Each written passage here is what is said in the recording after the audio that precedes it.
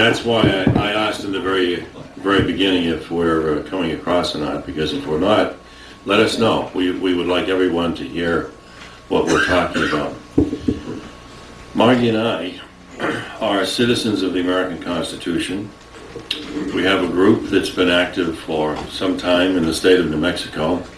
But just as a point of information, our site is down, okay? Just happened the other day. And who did that or why it was done is beyond me, because I'm not a computer guy. I really know nothing about computers. Definitely not a computer. No. Margy is functional with a computer, but not, to that knowledge, so to speak. So we need to find out what happened to our site. But apparently it's been replaced with another site by our exact name, citizensoftheamericanconstitution.org, but the material on that site is not our material. Okay? So I think probably Uncle has something to do with that, and I don't know whether the domain name expired. I don't deal with those details. I thought that was being taken care of. Apparently it wasn't. So anytime the government has a chance to stop a patriot or stop a movement or interfere or cause a problem, it does it. That's just the way of life, and that's what we have to be aware of in this nation. I want to ask before we start, is Mike Golden here? Mike Golden, does anyone know Mike Golden here? I spoke with him last night. Okay, yes. All right, I was just curious as to whether he was here or not. Okay. As I say, Margy and I are happy to be here. We're happy to be where, in the company of a lot of other patriots anywhere in this nation, and we do a lot of traveling all over this nation. We're happy to do that. We've been giving seminars quite a bit, 2 to 3 times a month, which is very tiring.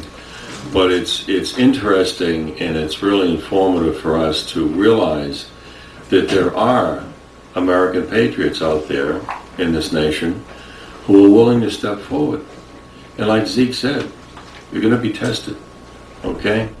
This is not an easy situation. Being a patriot is never easy. Mark Twain one time said something along these lines, and this is not exact, but it's close enough. In perilous times, the patriot is a rare man, hated, scorned, and loathed. But when he begins to gain victories, the timid join him, for then it costs nothing to be a patriot. So you guys are out front. We're out front, okay? We're not talking, when we mention our remarks today, when we get into what we talk about today, and we try not to get emotional, okay? We try to keep it pretty directed. But it's tough not to get emotional about your own country. It's tough to see all the nonsense that's going on in your own country and not get involved in it, okay? So when we talk about the American people today, you guys are accepted. You're not the people we're talking about, because you're the people who are trying to do something about it. Those of you who have been in the battle for some time realize what the battle is, and you realize what the stakes are, and you're willing to put yourselves on the line. For those of you who are new, it's a whole different experience, and you'll learn from the others what to expect. But we as a society have fallen apart. We as American citizens have fallen apart. There was something that was mentioned to Margy the other day. Maybe you can tell us more about it, but someone mentioned a passage from Jeremiah. Was it Jeremiah? I'm not a literate person when it comes to the Bible. I only know a little bit about it, but I know that I believe in God, Spirit, what's right and just. And someone was talking to me the other day and mentioned that God, when speaking to his people, mentioned the fact that we have free will, that we've been given freedom. But along with that freedom comes the responsibility to act and use that free will wisely. And if we don't, then we will deal with our slave masters, because we have demonstrated that we don't have what it takes to uphold our freedom. And I've told my children ever since they were babies that if you want freedom, you have to demonstrate to me that you have the responsibility to handle it, because they're two sides of the same coin. Heaven knows they're probably sick to death of hearing me say that because they've been hearing it, as I said, since they were toddlers. But I do think it's a maxim that hasn't been demonstrated enough because it doesn't serve government. Government wants us to be good little sheeple and bow appropriately and do exactly what they tell us and don't make any waves and don't step out of line. And I'm sure all of you have had moments when you felt like, oh, did I cross the line? Is this the thing that's going to bring the house down on me? And I'm sure all of you have family and friends who pray that nothing controversial comes up at Thanksgiving or Christmas or Easter or whatever, because, uh-oh, there they go again, right? I know you do, because we've been dealing with this forever. And I could see the expressions on our families' and friends' faces when something would happen. They go, oh, God, they're going to start talking. Oh, please don't get them started. Well, we haven't shut up, and I'm sorry, we're not going to.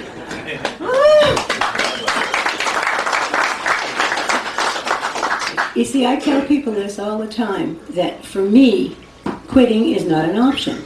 Now, Zeke, you mentioned March 16th. March 16th happens to be the birthday of one of our granddaughters. Her name is Jacqueline. And we just saw her last night for a few moments, and we're going to spend time with them this week because they live in the area.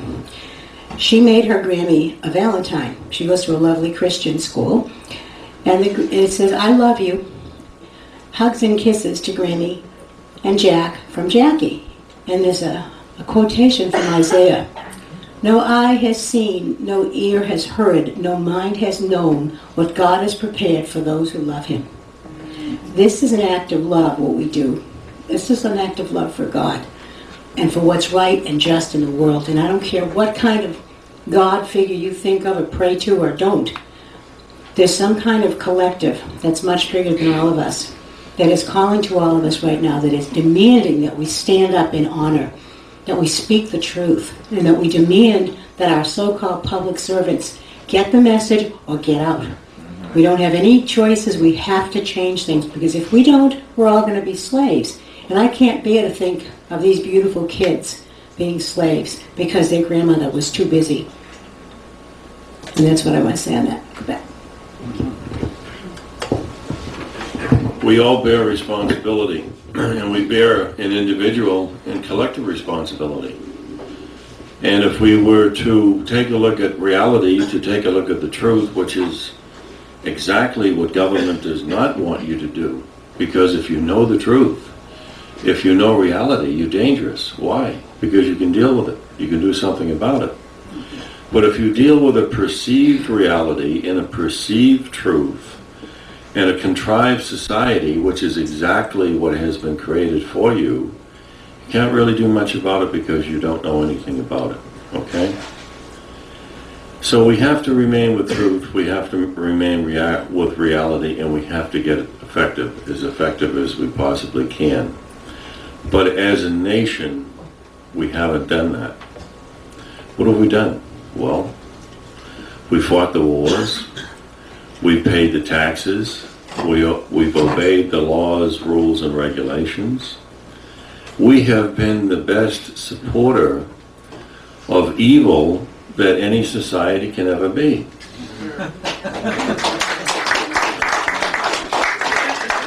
And that's very unfortunate, okay? Because there are forces in the world, and there are two basic forces. There are many forces, but there's good, there's evil.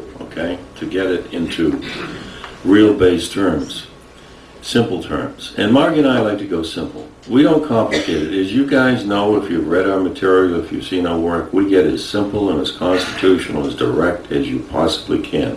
Okay? We don't convolute anything. We try not to overly qualify anything at all. We try to get direct to the point as concisely as possible. Government doesn't want that. The government wants everything convoluted. The government wants everything in a confusing state. And I think the vast majority of you probably, I won't speak for everyone, but probably close to all of you, realize that that word evil is a force in this world, and that evil controls our society all the way across, up, down, back, forth, any which way you can think of. And we have to stop supporting it, because if we continue our support of the evil that's controlling us, We as a society are aiding and abetting, supporting and upholding that evil and conspiring with that evil to deprive us of our own rights. It's insane. You have to stop doing that. Again, present company accepted. I want you to understand that, because I'm not preaching to the choir. I'm just telling you how we got here. Most of you know how we got here, okay? But I think it's a little important, or slightly important, again, involved in a little background and a little in introspection. We had a revolution in this country. We're not going to get into the revolution today, okay? We don't have time, because, I mean, it'll take you 2 years to discuss the revolution. Bottom line is, and I hope this isn't a shock for most of you, but it was a fraud. Just like most things are in this world, it's a fraud. Anything government does, with very, very few exceptions, is fraudulent. There's always a game plan. There's always an idea. There's always a control factor. There's always a money factor, okay? There is always an edge for the government and a detriment to the people. And that's just the way it works in this world. And that's not only true of America, that's true of every nation on the face of the earth. But this is America. I love my nation. I love my country. I don't love my government. My government is not my country. The nation is the people. I love America for the people who live in America. American people are very nice people. They have great hearts. They have great minds. Unfortunately, they don't use their minds too well. But the hearts are there. Okay, they're willing to help anyone. But they haven't taken care of the store, and it goes all the way back. Okay? It goes back even before the revolution. All right? It goes back to the revolution. It goes back to what happened right after the revolution. Now, in those times, there were, let's put it this way, there are all sorts of agencies. There are all sorts of vested interests. Everyone was an agent. Everyone was representing someone. Pretty much is now, okay? But out of that revolution, out of that time, or after that revolution, came a wonderful document that we call the most egalitarian document ever created by mankind, for the governance of a nation, and that's the Constitution of the United States of America. At first it was the Constitution for the United States without the Bill of Rights. Well, there were a few states that said, no, we're not going to go along with this unless we have the Bill of Rights. So a few years later it became the Constitution of the United States of America with the Bill of Rights. Now, that document was created in a time in which turmoil existed throughout the colonies. And if you haven't studied those days, you should really get into it. Because as I say, there were agencies everywhere. There were agents everywhere. There were different factions vying for power. And as usual, evil prevailed. Well, how did evil prevail? Well, I have an ancestor, a direct ancestor, directly through my mother, who was John Adams, who was the first president of the United States. But you don't know it. Okay, no one knows it. Because when Adams was elected, that didn't please the king. So there was a second ballot. Now, you're not going to read about this in the history books because it's not there. Why? Because, the victors write the history. They write it any way they want. On the second ballot, Washington won. Why? Because he was a traitor. And traitors rule this nation, just like George Bush is a traitor. You know what he called the Constitution. I'm not going to repeat it here, but you guys know what he called the Constitution. He should be shot on the spot. Okay, should be hanged from the nearest lamppost. And his father was speaking to that old gal, I won't call her an old gal, but a senior fellow, she might not like that. Not either. No, a senior representative of the press corps. What was her name? Mary McClory, I believe. Not Helen Thomas. No, it wasn't Helen Thomas. Mary McClory. Mary McClory. And she and George were having a couple of drinks one night, and George said to her off the record in answer to a question. This is George Sr. now. And the question was, Mr. President, what would the American people do if they really knew the truth about government and what you're doing? You know what he said? He said to her what he thought was off the record. Basically the same type of thing that Joe Kennedy sent or said to a reporter in London one time, and it cost him the presidency, all right? George Bush, first, the president at that time, said, Mary, if the American people knew what we were doing, they would kill every one of us, they would shoot us on sight, and they would hang us from the nearest lamppost and torture us to death, okay? That's what George Bush Sr. said. And she printed it. She printed that. Of course, it was on page 97 of the paper, but at least she put it out there, okay? Well, that's what's going on right now. That's been going on forever. You know, these guys don't give a damn about us. They never did. They're concerned about power, money, and might, all right? And it was the same during the Revolution. So Adams was relegated to the back lot for about 8 years until he became president. And then there were some problems in his regime because primarily, you know, history is not good to Adams as far as, I mean, history, again, what's history? Who writes the history? Bottom line, why Adams was out was because Jefferson wanted in, and Jefferson played dirty. Jefferson spoke a lot, but he didn't do a lot, okay? Words are cheap, like you said. Actions speak louder than words, okay? Jefferson was very eloquent. He had a lot of good things to say, and I agree with the vast majority of what he said, but he didn't do much. Adams tried to do a lot. And one of the things Adams tried to do was get rid of the central bank that was created in absolute contradiction to the Constitution that was just passed, which was created by the Washington regime under Hamilton, okay? And if you take a look at the surrender at Yorktown, nothing was surrendered except the battle. And when Washington went to the surrender, Cornwallis absolutely refused to go. He sent his second in command, who said, "Drop dead, sir, I'm not going." So it was Cornwallis's third in command who went to the battle to surrender. And when he went to tender his sword to Washington, Washington deferred to his second in command, who was Hamilton. And Hamilton simply said to the third in command of the British Army, "Sheathe your sword, sir. You may retain it." Why? Well, again, it was one gentleman speaking to another, fellow Masons who worked for the same guy, called King George. Okay? Right from the very beginning, the king controlled the colonies. The king, for years and years and years, in England controlled everything. And pretty much now there's been a merger between England and the United States so that we really are not a free nation. We think we're a free nation. But if we're a free nation, why aren't we free? People are free in a free country. How much freedom do you have? Well, go out and test it. Well, no, I don't advise that. I don't advise that. Hypothetical. Yeah, hypothetically speaking, because the first thing we try to do is do no harm, okay? We try to help, but we try not to hurt. So unfortunately, we don't live in a free nation. Well, what are we going to do about it? Well, if we're going to do anything for ourselves and for our posterity, you know, our close posterity, our children, and those down the road, we have to take effective action now. Well, what's effective action?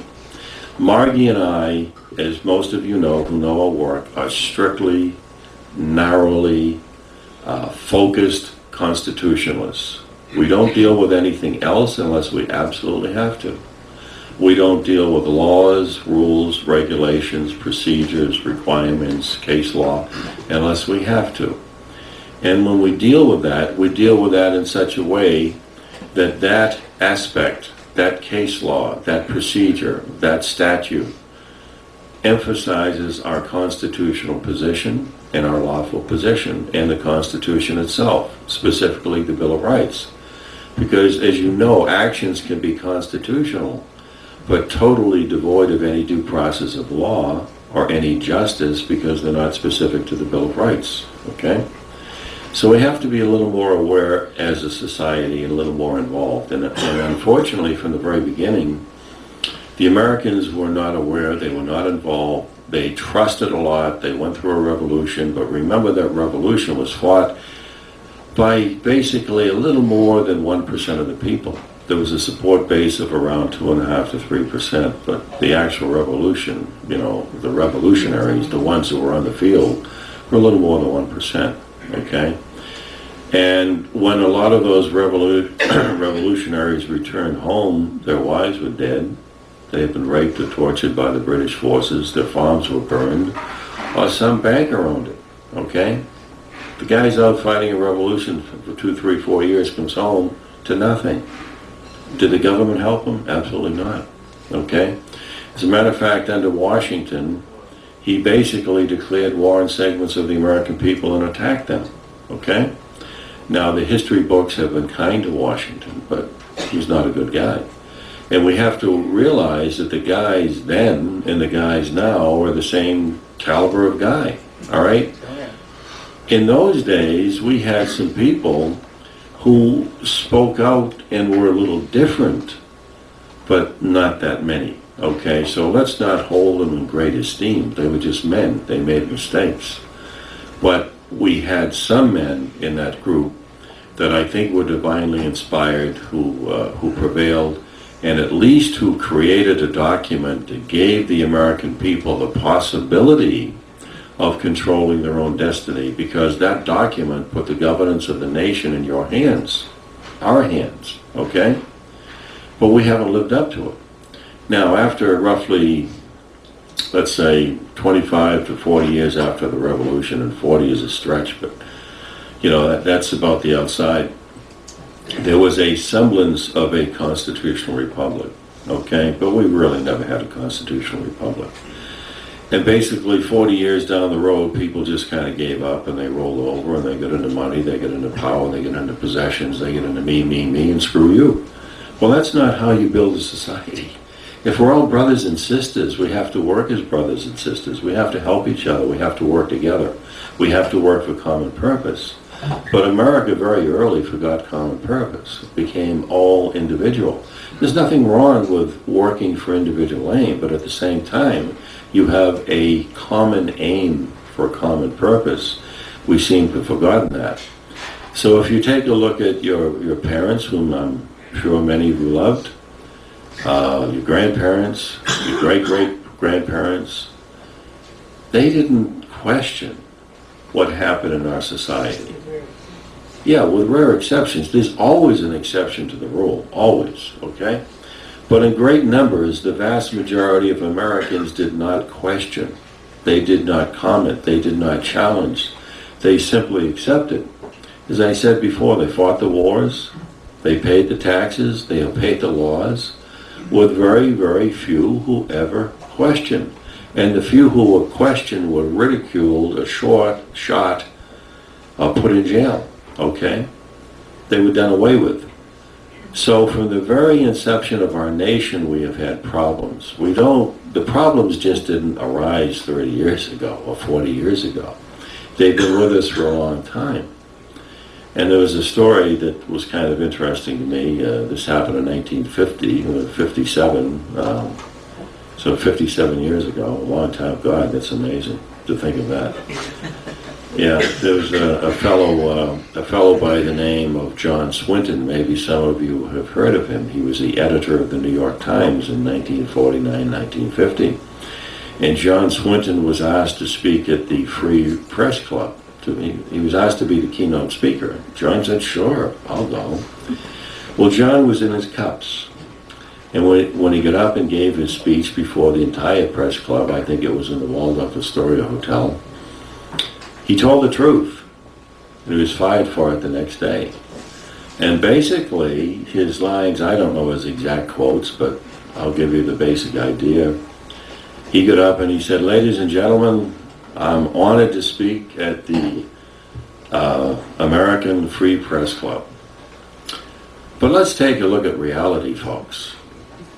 There is no free press because there is no free America and never has been." Okay? And then he spent about 45 minutes telling the people why we don't live in a free country and why there is no free press and who really runs the show. Well, that was the end of John Swinton. Okay? Gone. You tell the truth in this society, they do away with you. Or they try to do away with you. Okay? Especially if you get effective. Now, are Margy and I effective? Is our group effective? Yeah, we are. I mean, we've won our group, not Margy and me, but we as a group have won well over 300 cases in the Mexico courts without loss. And no, that's not quite true. We had a few losses in the beginning, but we won those cases on appeal, and the appeal was based on constitutional grounds. So frankly, we haven't lost any cases, all right? Are we effective? Yeah. Is our group effective? Yeah. We're going to talk about some of the things that the group is doing and we're doing in terms of how we take action now as plaintiffs instead of defendants, because we're really putting our focus into suits against machinery of government and individuals. We never sue government. We sue machinery of government and individuals, okay? That's our focus now, because if we have won everything as defendants, we want to win everything now as plaintiffs. And we, again, as a society, have to address the problems that exist in society. And again, we haven't been doing that from the very inception, all right? There have been guys like Swinton around for a long time. I had a relative of a relative of my grandfather. His name was John T. Flynn. He wrote a book called While We Slept. I think he wrote 40, 50 books. And he was pretty effective in the 20s and 30s, and Roosevelt put him in jail. Free country, you know, put in jail by the president of the nation because you're telling him the truth. And there was another fellow at the same time by the name of Harry Atwood, and Harry Atwood's great-grandson has attended 4 of our seminars. He lives in Chicago. His name is Ken Hibbins. And Harry Atwood was very effective in publishing the truth about America. And on his, on the presentation of his 2000th seminar or lecture, he was killed. He was poisoned, okay? He died. Harry Atwood died. A lot of other people who tell the truth die. Just the nature of our society and the nature of the beast, because evil is always looking to devour good. And as Einstein said a long time ago, he said a lot too, and didn't do a lot. Well, he did a lot that wasn't good. Some of it was good, but one of the main things that he did that was I deplore was the atomic bomb, participating in that. I mean, how can you develop a weapon of mass destruction, for goodness? I mean, my God, it doesn't make a lot of sense. But getting back to what he said, he said at one time, the world is an evil place in which to live. And it's not because of the evil that exists, it's because of the good men who do nothing about it. And that's been going on for a long, long time. So good men have to stand up, and good men and women have to start doing something that's effective about stopping this problem. Now today, tomorrow, Margy and I will be getting into a lot of detailed procedures and methods, but guess what? They're not that detailed, they're not that difficult. As a matter of fact, they're very simple, okay? You may see a lot of words, you may hear a lot of language, but if you reduce it down to its base elements, it's very simple. And what we tell people all the time is if you grok, if you get the concept, you get the details. It just flows. It's like, boom, it just opens up. And you guys are there anyway, okay? You guys have been in this movement for some time, so I think this will be very easy for you. Now, just as a little tiny background, Margy and I have started, well, let me rephrase that. We didn't know each other when we were young, okay? We only met each other about 15 years ago, okay? But independently, when we were young, we both came from the same area, which is Massachusetts, specifically Boston. We were very active in this movement at the same age. I started at 14 and she started at 14, independently of each other, okay? And I come from, as maybe some of you know, I come from 2 old-line political families in the Northeast, very powerful. One very Yankee and one very Irish. And the Yankees actually founded the nation. They founded many of the institutions here and colleges, universities, banks, and what have you, like Harvard College, in Boston Latin School, where I went both to Boston Latin School and Harvard for a time. Did not graduate from Harvard, but attended it. And they founded various societies, and as I say, we've got technically 12 presidents in the family, okay? Not all directly related, but affiliated, okay? Closely affiliated, because if you take a look at all of them, they're all related. Every president is related to every other president, all right? There's a power structure, and that power structure goes on and on and on, okay? And it maintains its own base. Now, Margy can tell you her own story as to how she gets started in this, but when I was at Latin School, there was a professor there who was quite a guy, and he was a constitutionalist, and he renewed my interest in the Constitution because I kind of grew up in the Constitution by and through my family. Was my family good? Absolutely not. They were politicians, okay? And they wanted me to follow in their footsteps. And I said, no, thank you. And they said, we'll give you anything you want. And I said, no, thank you. We'll make you anything you want. I said, no, the cost is too high. You know, I'll decline, thank you. The position is that if you love your nation, you're going to assist your nation every way you can. And again, your nation is not the government. The nation is the people and the founding documents of this nation. And the founding documents of this nation are the Declaration of Independence and the Constitution. We want to talk a lot about these documents today and tomorrow. We want to talk a lot about how we can restore these documents to the preeminent position that they theoretically had at one time. But I can tell you now, as far as I'm concerned, and this is an opinion, you don't have to, we all have opinions, and Margy and I are constitutionalists. Therefore, as constitutionalists, everyone has an opinion. And everyone's opinion is just as valuable as anyone else's. Okay, it's opinion. We have to be receptive to that fact. But when you're talking about fact and law, that's not opinion. That's a whole different ballgame, okay? You change the qualification.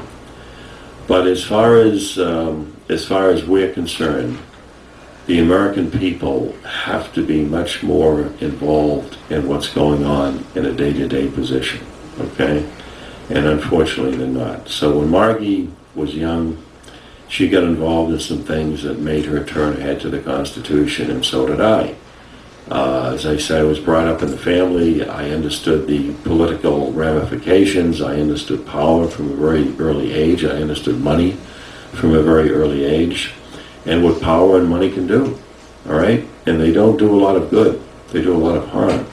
In rare instances, they can do some good, but in most cases, no, they don't, because you have to take a look at the controllers of the money and power, and that control base is solidly immersed in evil. Just to give you an example, when I was a little kid, second grade, Winchester, Massachusetts, I strike that word because I've invented a lot, but it's not what I call invention. It's simply practical ideas put into reality, okay? Because many inventions are very simple, they're not complicated. It's like the law, it's like the Constitution, very simple, not complicated. Government wants to complicate it. So when I was a kid in the second grade, I invented a solar engine, okay? Well, if a kid can do that in the second grade, back in, the 40s, what do you think these eminent scientists can do, all right? And the solar engine worked very well, but we couldn't get anywhere with the government. And then back in the 60s, I should have learned my lesson. We came up with another engine. This time it was a steam engine. And we were in a contest, long story short, I don't want to get into it to a great extent. I'm just trying to establish a position here. The engine was involved in a contest, or our group was involved in a contest with quite a few other inventors, so-called inventors. And we won that contest back in the early 70s, and it was working through the Department of Energy at that time. I believe it was the Department of Energy. And our second competitor, or the one who came in second to us, was Lear Jets. So when we produced this engine, it was a steam engine. It wasn't as good as a solar engine. But under the terms of the contract, we had to put it out to international bid, and we had something like 2,400 different corporations bid on the engine, and Chrysler won the bid. And 2 weeks after Chrysler won the bid, we had the energy crisis of the fall of '73. Remember, you guys remember that, okay? Fall of '73. Then a few years later, Chrysler almost went out of business. Why? Well, Chrysler did something it wasn't supposed to have done. Chrysler engaged in an enterprise that was going to help the American people, and hurt Chrysler as well.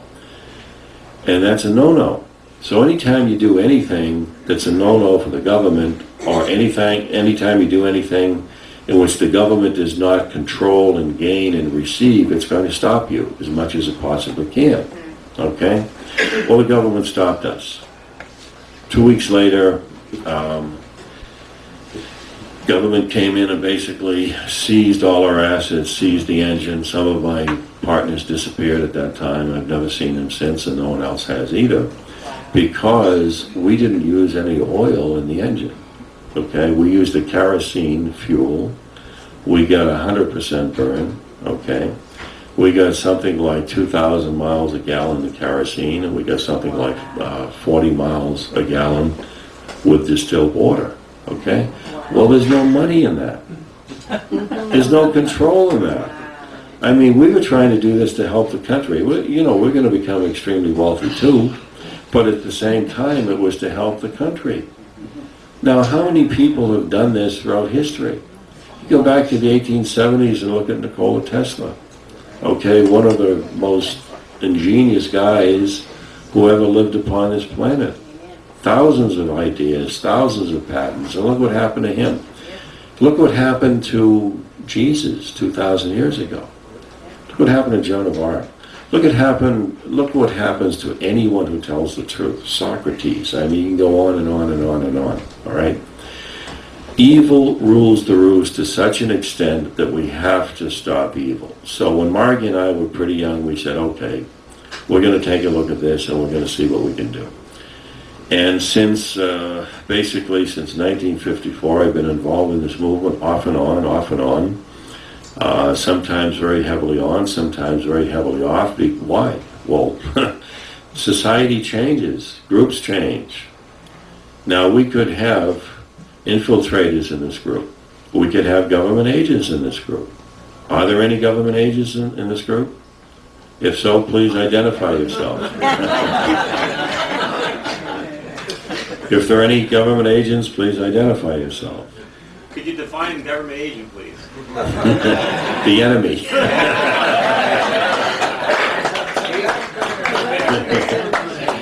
And one more time, if there are any government agents, please identify yourself, okay? Frankly, we don't oppose government. We don't oppose the IRS. We don't oppose much of anything, but remember, we all are loyal, patriotic American citizens. And as loyal, patriotic American citizens, we have the duty and the obligation to oppose all enemies of this republic, foreign and domestic. That's our duty, okay? So while we don't oppose government, while we don't oppose the IRS, when elements of the government and elements of the IRS and elements of any fascist regime oppose the Constitution and our rights guaranteed therein, you can bet your boopy we're going to oppose that as much as we possibly can. And that's our duty, okay? That's our responsibility. If we want to restore justice here, we better start. And hopefully this weekend, we'll share some experiences with you that are based in practical reality. We don't talk philosophy, okay? We don't talk opinion. We talk fact, law, evidence, okay?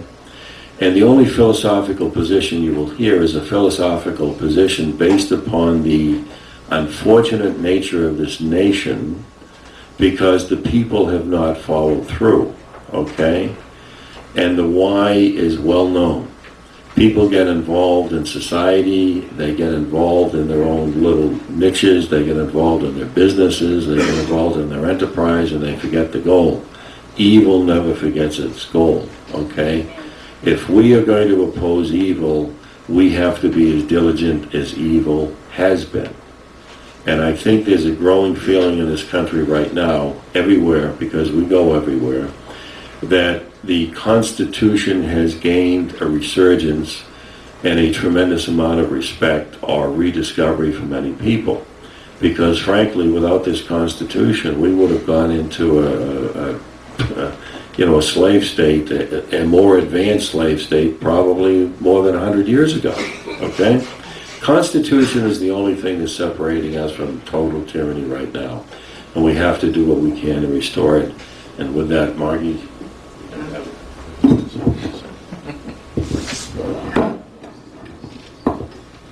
Oh yeah, I have something to say.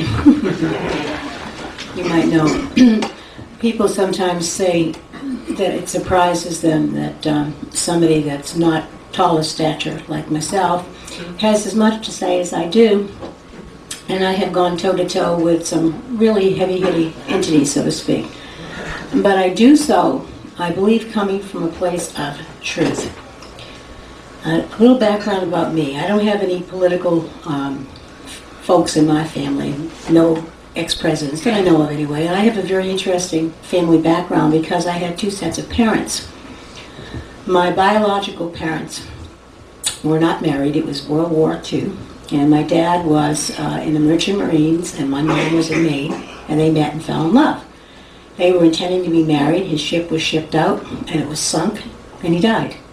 And in 1945, which is when I was born, you didn't exactly wear on your sleeve that you had a child born out of wedlock.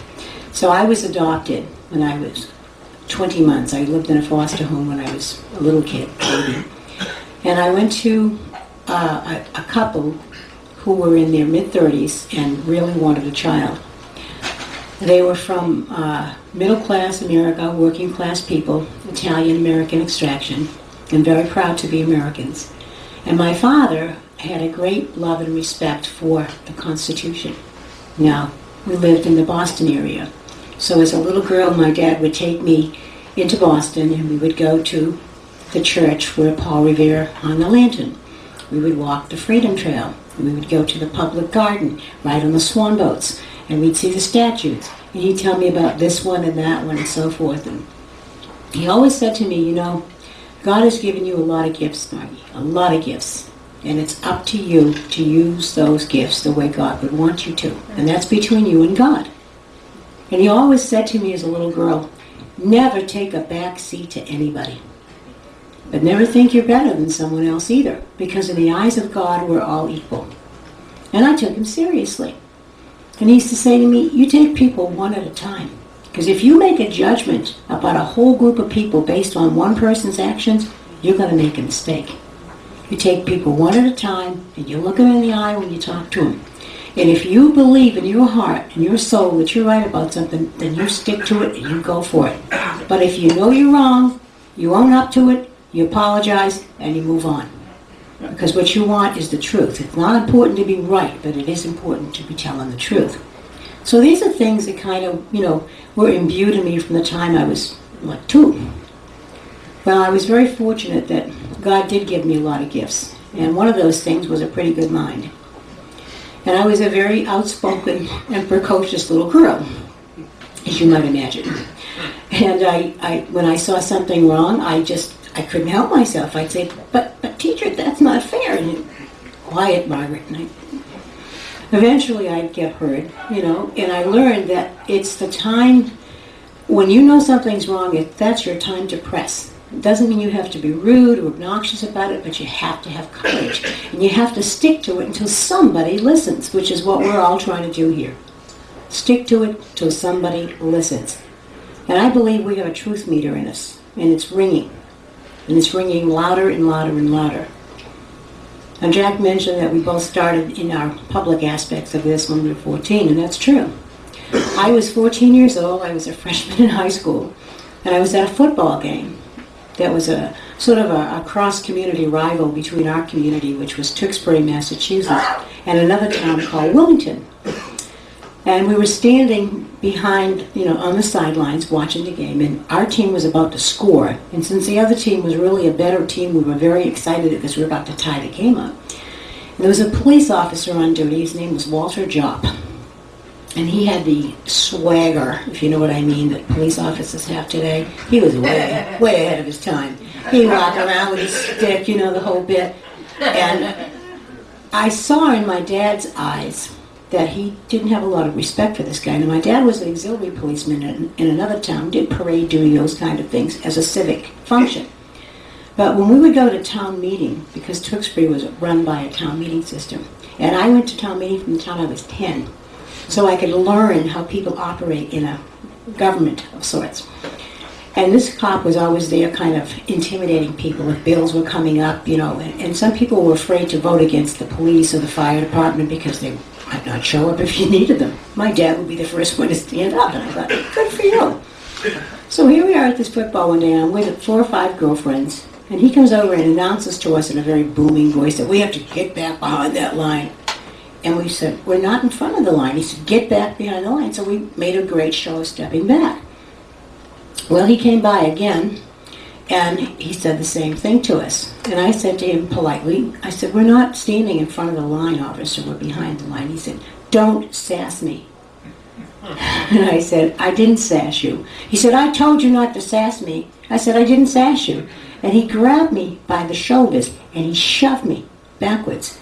And had my friends not been there behind me, I would have fallen to the ground. Well, he picked the wrong person. Because I came back at him like the tigress, and I said, how dare you put your hands on me? You have no authority to do that. You just violated my rights. And he looked at me, and he goes, you better watch your mouth, young lady, or I'm going to let your parents know. I said, don't bother. I'm going to let them know before you do. And as soon as I got home, I said, Dad, I need to talk to you. I thought it would be best to tell my dad first because he was the less emotional of the two parents. So I took him in the den and I said, Dad, this is what happened. And he said, you and I are taking a ride. So on some excuse that we needed to get something at the store, off we went down to the police station, and we walked in, and he said to the sergeant at the desk, I need to see the chief right now. And my dad was a pretty imposing figure. So we went to the chief's office, and my father said, tell the chief what happened. And I did. And he said, obviously I need to address this. I'm very sorry, whatever. He said that he was, out of control. It was uncalled for. I said, yes. I said, he publicly embarrassed me. He could have hurt me. I said, he had no authority to do that. So a day or so later, the chief called us and said, would we please come down to the station that he had someone who needed to speak to me. And there was Officer Job, like a chastised child. I'm very sorry, Margaret, like through gritted teeth. And I said, okay. And my father said, this better never happen again. And he said, I promise you it won't. Well, many years went by, went off, went to college, so forth, came back, married, and had a family. And I was living in the same town. And I hadn't seen this man in many, many years, except once in a while from a distance, because his son was a couple of years behind me in school. And I'm standing in the grocery line one day with milk and bread, and I sensed someone behind me, and I turned around to look, and there's Officer Job. I thought, oh, here he comes. Many years in the coming. And he said, Margy. And I said, Sergeant Job, isn't he? He said, whatever, he'd been promoted. And I said, how are you? And he said, I'm well, how are you? And I said, fine. He said, are you living back here now? And I said, yes, family, whatever. He said, I'm glad I ran into you. And I said, yes. He said, you were quite the pistol. I said, so I've been told. He said, I'll tell you, at the time, I was really angry with you. I really was mad. I thought you were just an outspoken, upstart brat. And I said, I'm sorry if I came across that way. He said, no. He said, I'm the one that's sorry. He said, because you did me a favor. He said, I was heading down the wrong path. He said, and you pulled me up short. And because you did, he said, I actually started taking a look at what I was doing and why I was a cop. And I realized that, I was treating the people as if they were my enemy when I worked for the people, just like you and your dad told me.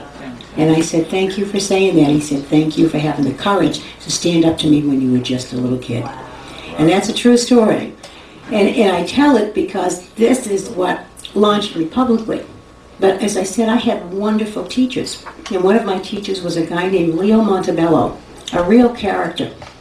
He was a civics teacher when I was a freshman. And he believed in the Constitution and this country and the idea of a republic so strongly that he made us love the idea of the republic. And he told us as kids, if you want to keep the republic, you got to work for it. He said, I know you're all going to go off and you're going to go to college and you're going to get careers and you're going to have families and whatever, and you're going to get busy with life. But he said, remember, whatever else you do, if you don't maintain your country under the proper governance, which is constitutional, what good is it if you get wealthy, if you're successful, if you're famous? It doesn't matter, because you're going to be living a lie. And he really made the point come home to us so poignantly and so strong that some of the kids were like, oh, what's wrong with him? I said, he's taking a risk here. He's telling the truth. And I know what happens to truth tellers, and I have always been a fan of history. I've always studied, and I've read and read and read till my eyes would fall out of my head, because I was an only child, I was alone a lot, and I was with adults a lot, which in a way was a benefit, because I got to hear adult conversations about what was going on in the world. And in our family, children were revered and loved. And if we had an opinion, we were not only allowed to share it, we were encouraged. We'd sit with the grown-ups and we would talk about things. And oftentimes I would say, this doesn't seem right to me or whatever. And my dad would say, well, support your position. Why do you think that? It can't just be your opinion. You know, what's behind it? So he would play devil's advocate with me, which was wonderful. And then I had teachers in school who did the same thing. And they recognized, I guess, something in me that was a little out of the ordinary, because I would ask questions. And I wouldn't be silent until something satisfied my mind. Well, over time, I began to see flaws in our town government in Tewksbury. And I banded together with a group of people that we called ourselves the Tewksbury Taxpayers Association, property taxpayers. And we were really upset because the town was beginning to become a suburban mushroom, and the services that the town was providing were really strained, and the taxes were going out of sight. And there was a lot of waste and graft. And to complicate things, the building inspectors and the people on the planning boards and so forth were sort of a tight-knit group. And they were connected to the builders who were making a fortune putting up cheap houses and really hurting the town. So we decided to get together, and we started publishing our own newspaper twice a month. And what we did was attend the meetings of the various boards in the town, quietly, unassumingly, and we reported on what was going on. And then we had people that would come to us behind the scenes giving us tips. So-and-so had lunch with so-and-so, and this is what they decided, and this is what they're going to say tonight, but this is what's really going to happen. So we started reporting that. Whoa. Well, all of a sudden, the community got very interested in what was happening. And we decided it's time for us to put up new candidates. So we got people from the ranks who ran for office and won. And we put in a new building inspector who was as honest as the day is long and competent as well. And the first 3 or 4 months he was in office, things really started to change. And one night there was a crack. They heard a sound, and somebody shot a rifle through their window. Luckily for them, they were in the back of the house, so no one was hurt, but it was a message, knock it off. So this guy, being the brave man that he was, called the newspaper right away, and of course the police. And they put a full-page story in, and he ran an ad in the middle of the paper. If you think you're going to intimidate us, think again, because we're in it for the long haul, and we're not afraid, and we're not going away.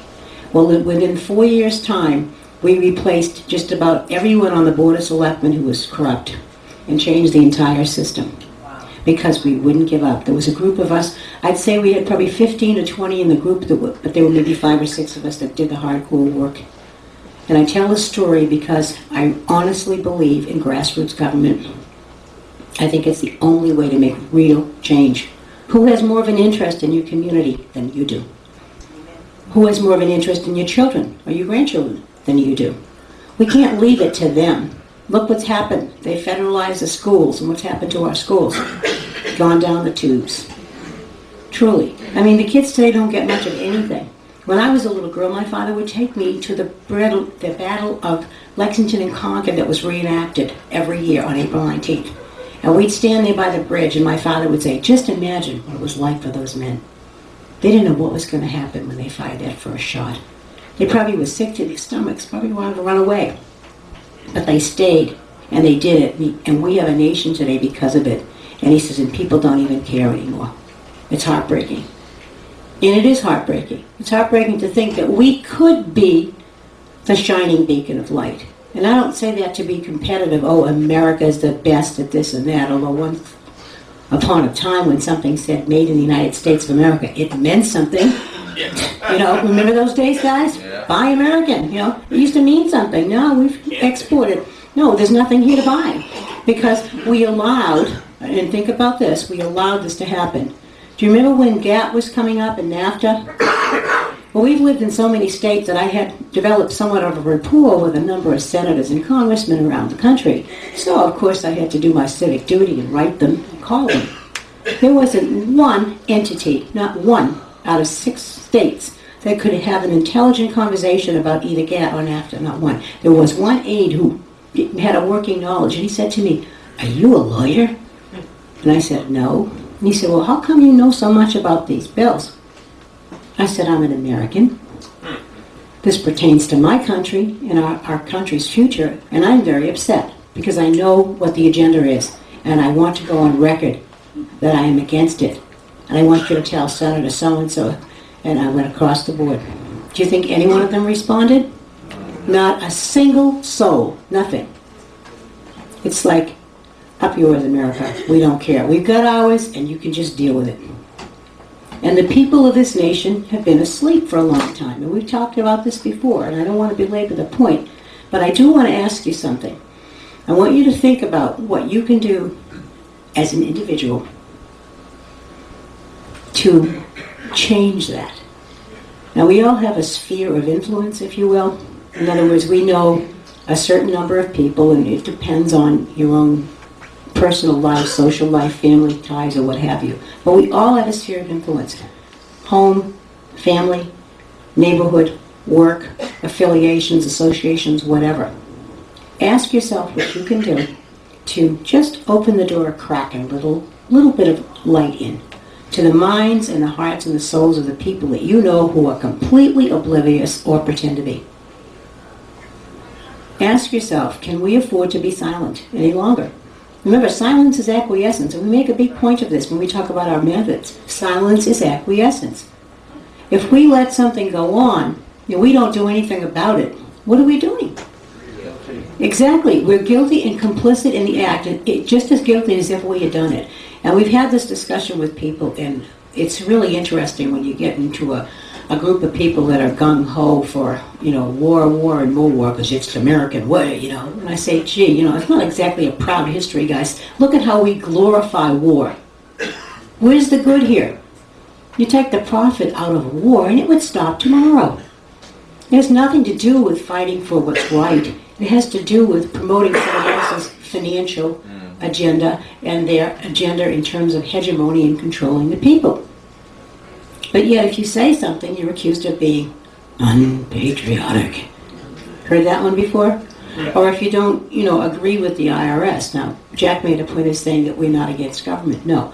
What we are citizens, Americans, human beings, who are against errant government or anything that's wrong. We don't just stand up against government, we stand up against corporations. We've had the opportunity, since we've lived in our community, to become very good friends with a wonderful woman by the name of Catherine Montano. And she was born and raised in Las Vegas. And she's been fighting the nuclear situation there for a long, long time. She's probably been doing it 15 to 20 years.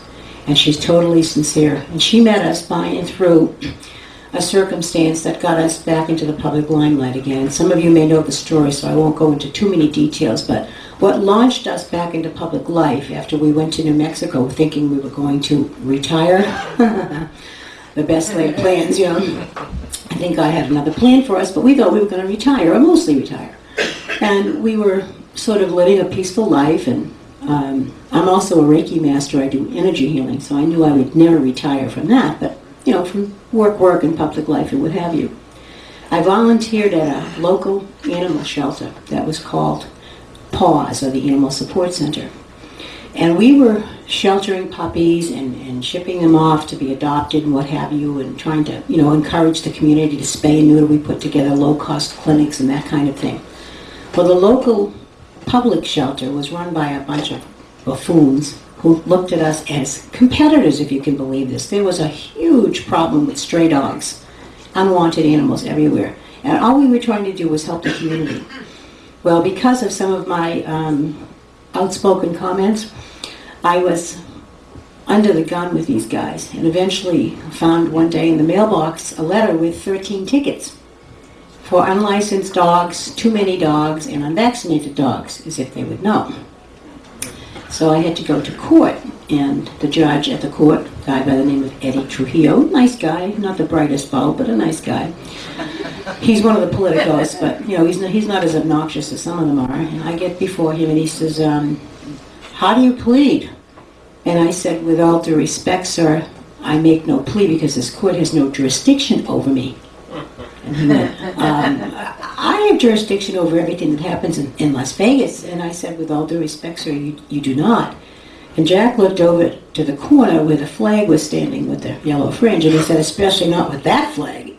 And the judge goes, And he looked over at the bailiff, and the bailiff looked back at him, and the room was packed, just like this one is, with victims waiting to go and pay their tribute, And he said, "Well, I think I'm going to hold this over for trial." And he said, "I'm going to enter a plea of not guilty for you." And I said, "I object, sir." And he said, "So noted." And he said, "We will be notified." Well, fine. Well, I ended up having to ask for a continuance because during this process, my younger daughter was about to give birth to her first child, the brother of this little girl, Jeffrey. And I wasn't going to miss that for the world. So I called the court and said I needed time to continue the case. They said, "No problem." Off I went, and before I went, I sent off our usual round of presumptive letters, which is one of our first methods, letting these pinheads know that if they persist in what they're doing, they're going to be sorry, that I'm going to take action against them individually and personally as well as in their official capacity. And I did try to explain to the dog officers on a number of occasions what I was doing. And their position was, "Well, there's an ordinance and you broke the law." And I said, "Listen, what is the law? This ordinance is a violation of my rights." "Well, I don't understand what you mean." I said, "Well, let me try to explain it to you. My rights, and my property are equivalent, You're telling me how many dogs I can have and then I got to restrict and regulate them is bogus because my rights cannot be taxed, restricted, legislated, or controlled in any way. Would you come into my house and tell me how many coffee cups I can have in my cupboard, or how many sheets and towels I can have in my linen closet?" He goes, "Well, of course not." I said, "Well, that's what you're doing here." He still couldn't get it. "Well, I can tell we're going to learn a lot when we go to court, huh?" I said, "You sure are."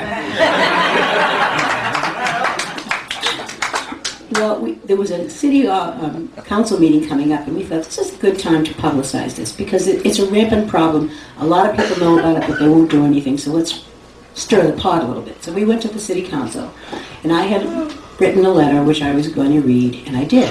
And the little mayor at the time, Tony Martinez, who was quite a character in his own right, no longer in the same community anymore, he jumped up and said, "Oh, I want to work with you. I want to help you. I know this is out of control," blah, blah, blah, meaningless.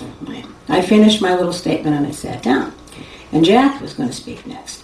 And he promised me, didn't you, that he was going to be mellow and he was not going to get upset and he's just going to tell things like they were and, reiterate. And I said, "Okay."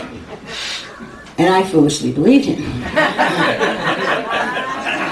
Well, he walked up to the podium and he fluffed himself up a bit. And I looked at him, and as God is my judge, I saw something come over him and his demeanor changed, and I went, "Uh-oh." And he started looking around the room and he said, "My wife has been threatened. My dogs have been threatened. My home and property have been threatened." He said, "Nobody threatens my wife or my dogs or my property." He said, "If anything happens to my wife, my dogs, my property, anything that belongs to me," and excuse me, he took his hand and he pounded the podium and he cracked it, and he said, "There's going to be, and forgive me, some goddamn dead bodies around here. You got me." And you could have heard a pin drop. And the room was packed, and we didn't know it at the time, but there were a bunch of different police organizations and FBI agents there on another matter, just, breathing down our necks. And I thought, where's the exit, Well, the city attorney at the time, who was a buffoon, got up and he said, "You can't say that." And Jack said, "I just did. What are you going to do about it?" And he sat down like this. And there was a ripple of laughter that went through the room, and he was furious with us. He didn't like us much anyway. Well, publicly, now people knew that we were fighting City Hall, okay? And we were told, don't do it. If you do it, they're going to kill you. And they weren't joking, because these people will pay some druggie, a couple of bags of dope and run you off the road. This happens out there. And I said, you know what? I cannot stop this because it's right and it's just, and I'm going to continue it until it's come to a proper resolution. Now, long story short, just before we were supposed to go to trial, the day before, I went down to the court to make sure we were, in fact, on the docket, because they've been known to play games and not let you know. Imagine that. So Jack's in there, he's copying down their plaque that they had talking about how they uphold constitutional rights. Yeah, and pigs fly.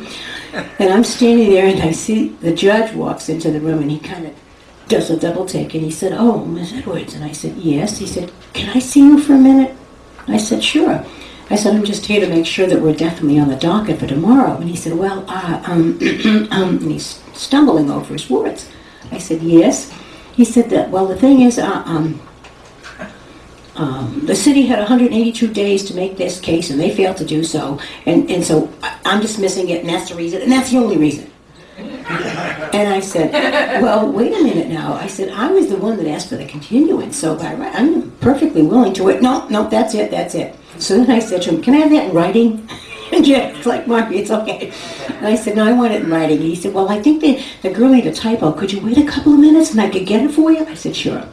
Now, it might have been a little concern in his mind, because he had received my letters telling him that if he persisted with this and he allowed this to go forward, that I was going to take criminal and civil action against him personally. I think it might have had something to do with his demeanor, okay? Because no one beats this particular rap. Everyone goes and pays their fine. We didn't, and we won. And when we won, all the people who said, "They'll kill you," were like, "I knew you could do it." It's like Mark Twain said, once you win, "Oh man, I was behind you, and by the way, how would you do this, and how would you do that?" And that's what got us going again. So, when we go on the radio, especially with Desert Owl, he likes to tell people that we love dogs, which we do. We have 5 dogs and 4 cats. And the reason we have so many dogs and cats is because we stood up and we helped them out of a bad situation. And now what we've done is translated that to the citizens of Las Vegas. And you can imagine that the powers that be in that community are not too thrilled with Jack and Margy. Because when those little guys go to court, these are folks that have been basically oppressed their whole lives, who live under a patron mentality, who have very little self-confidence and self-esteem. And we've taught them, you're valuable, okay? You're the inherent political power in this country. Stand up and speak for yourself. So they go to court before these Mickey Mouse judges, and when the judge says, "How do you play?" they go, "With all due respect, sir, I make no plea because this court has no jurisdiction over me." And the judge goes, because he knows, another educated person is appearing before me. I'm going to have to play the game. And something always happens that the police officer doesn't show up or whatever because they don't want to go there. We're forcing their hands. Either do your job right or we're going to expose the fraud each and every time. And that's what's happening in Las Vegas, New Mexico. Now, we've said this to other people and we'll say it to you. If we can do this in a community like Las Vegas, New Mexico, which is provincial beyond your wildest dreams, it can be done anywhere. That's what's hopeful to us. And I really believe that we came to Las Vegas without even realizing why we came there. We're kind of drawn there, if you will. And once we got into it and understood the depth of corruption and the evilness that goes on there, we were astounded, and we couldn't turn away. And our friend Kathy, that I mentioned earlier, the anti-nuclear activist, she came to us after the situation at City Hall that night when Jack broke the podium. And she said, I have to know you. She said, you guys started talking, my heart started pounding like crazy. She said, I said, thank you, God, these are the people, this is the answer, they're going to help me with the nuclear stuff. And I said, well, wait a minute. She said, I knew if you would stand up for dogs, that I want you to be my friend.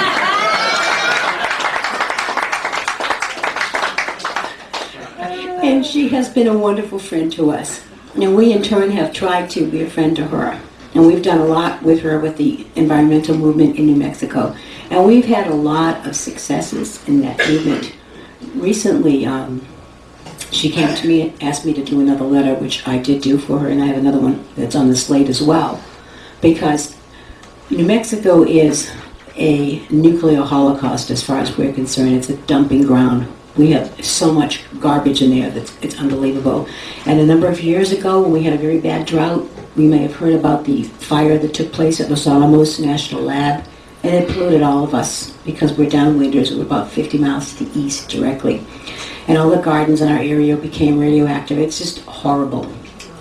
And we've been, battling this entity, if you will, for a long time, which is government run amok, that doesn't uphold the rights of the people, that has no interest in doing the right thing. And we did actually do, I would say, at least a couple of things that brought it up short. One had to do with our power company by the name of PNM, which is one of the most powerful corporate lobbies in the state. And back in 1972, they imposed upon the innocent people of Las Vegas, because they bought the politicians off essentially, a power plant that was supposed to be for backup. And it was supposed to be run on natural gas, but when it was built, they built it with a diesel turbine, which is filthy. It's very antiquated. Well, it was silent for a long time. And then people started coming down with a lot of upper respiratory that live in this neighborhood, because the plant is smack dab in the middle of a residential neighborhood on a hill, if you can believe it. Vegas is a bowl, so it's just, you can't imagine a worse placement. When we started looking into it, we realized that the plant was running 24/7.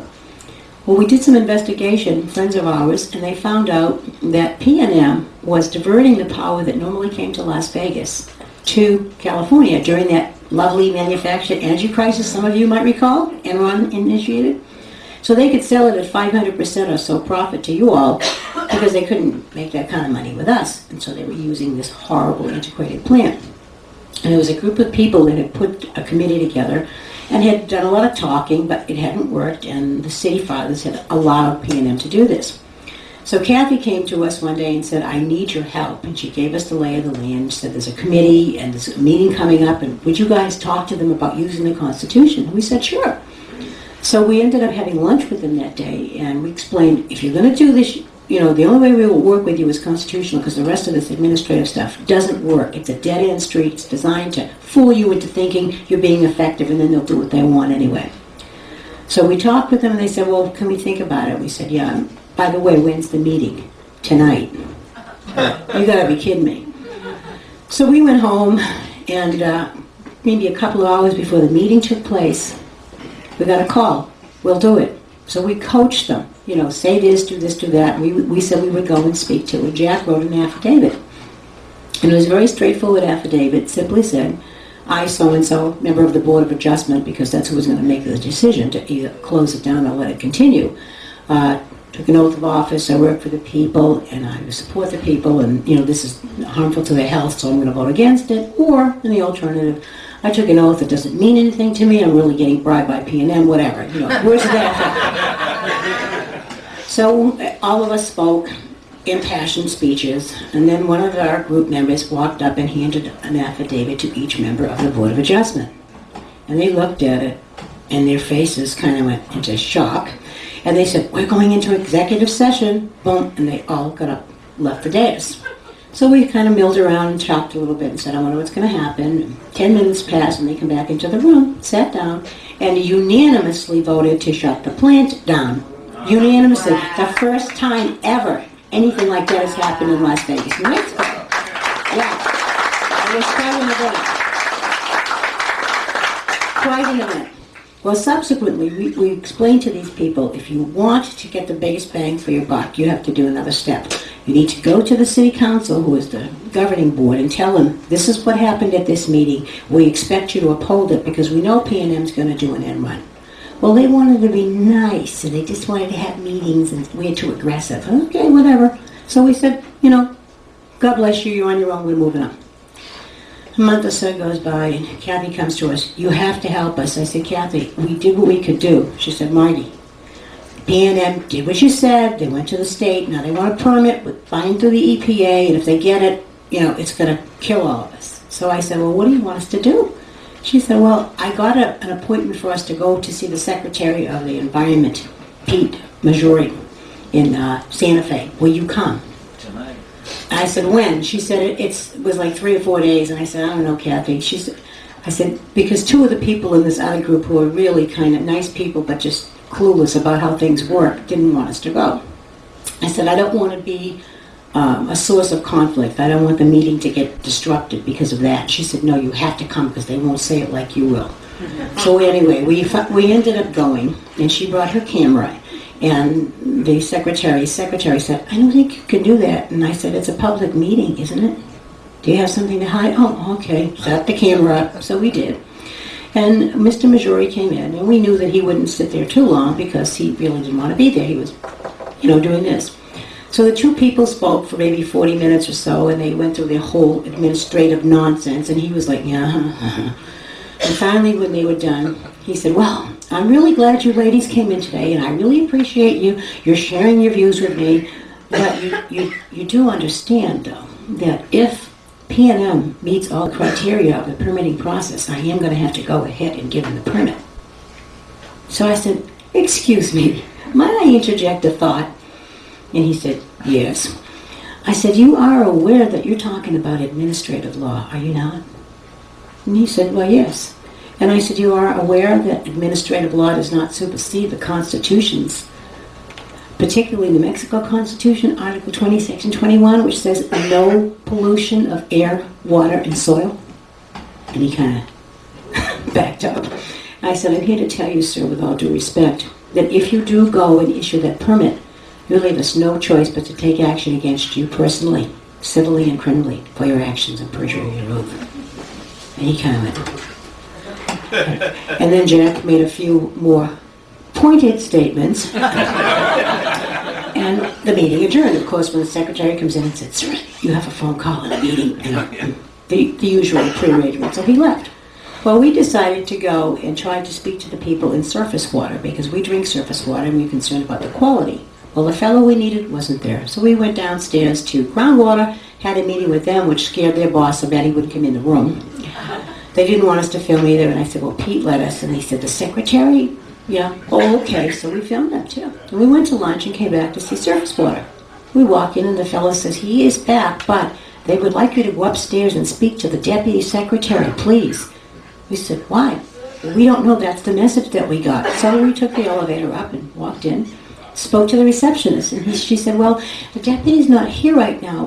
He's actually at the Attorney General's office getting an opinion. Really? We had told Mr. Majori previously that he works for us and that his responsibility is to us, the people, not to the machinery of government and certainly not to corporate entities. So we sat down to wait for the deputy secretary, and I had a bird's eye view of an office at the end, and that was Mr. Majori's office. And he was walking back and forth like a caged tiger. And I realized what he was waiting for. Sure enough, the phone rings, and I see him go, okay, yeah, all right. Hangs up the phone, collects himself, and comes up to us and said, would you folks mind stepping into my office for a few minutes? I'd like to talk to you. Sure. So we walk in, and Kathy brings her camera, and she's about to set it up, and he said, please, could we do without the camera? I invited you. I said, Kathy, put the camera away. So we sit down at his table, and we talk. And he says, first of all, let me tell you that I admit and I recognize the fact that I do work for you, that you people pay my salary. I said, great. And he said, I want to work with you, but let me ask you. He said, what did you say to my people? Did you threaten them? We said, no, of course not. We merely told them what their duties are pursuant to their oaths and yours, of course. Under agent principle. I said, okay, well, what do you want from me? What can I do for you? And Kathy said, I have a list of things. And she takes out, I'm not kidding you, a laundry list. Because there are so many areas in Vegas that have been neglected and dumping has gone on, and it's just bad. So he said, well, okay, I'll tell you what. I want you to bring everything to me directly, and I will delegate to the heads of the departments, and we'll work this out. And she said, we want you to come to Las Vegas and see for yourself. And he said, all right, I will. So true to his word, he made 3 trips to Las Vegas, and we dragged this poor guy everywhere. Showed him everything that we have. One of the landfills, which is now closed, the joke in New Mexico in the environmental department, they call it a river runs through it, because it is. It's on the bed of a river. It's awful. So he took note of all of the things that needed to be done, and he actually started issuing cleanup orders and finding people, and they actually started doing what they were supposed to do. And the community was in shock, because this has never happened before either. And one of the things on our list was Los Alamos National Lab. And he goes, well, I don't know. I said, Pete, this is New Mexico. I don't care what they think their grandfather would have. I don't care. It's our air, it's our water, it's our soil, and they're polluting it. So he issued the first cleanup order ever for Los Alamos in all the years that that horrible place has been operating. And they started acting on it, and then he got summoned to Washington. And he was grilled in front of various congressional committees with their corporate lawyers and lobbyists, of course. And he came back to New Mexico, and he called Jack, and he said, Jack, I'm resigning. And Jack said, why? And he told him what happened, and he said, look, I've got you guys on one side and Congress and the others on the other side. He said, it's a no-win situation for me. He said, I really don't have any choice. But he said, I just wanted to tell you that I respect what you're doing. I've never met anybody like you guys. You know, you opened my eyes. And he said, the people of New Mexico are lucky to have you. So we lost a good guy in the process, but at least we can say that we got something done while he was in office. And it renewed our hope that there are a few people here and there that if you get them in the right place and you really impress upon them what's at stake here, that maybe, just maybe, they will listen to you. So that's our tale of Mr. Majori, and that's our tale of pushing